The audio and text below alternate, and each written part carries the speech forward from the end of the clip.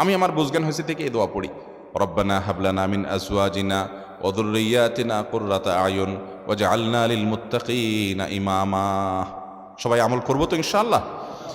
এখন কথা হলো যে দোয়ার মাধ্যমে আল্লাহ তাআলা ভাগ্য ঠিক করে দেন।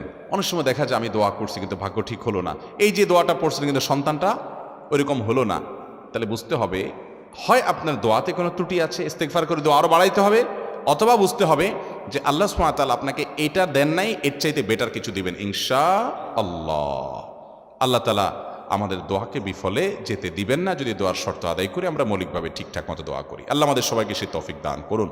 ভাইরা আমার, তাহলে তাকদীরের প্রতি ঈমানের গুরুত্ব আমরা জানলাম, তাকদীরের স্তরগুলো আমরা জানলাম।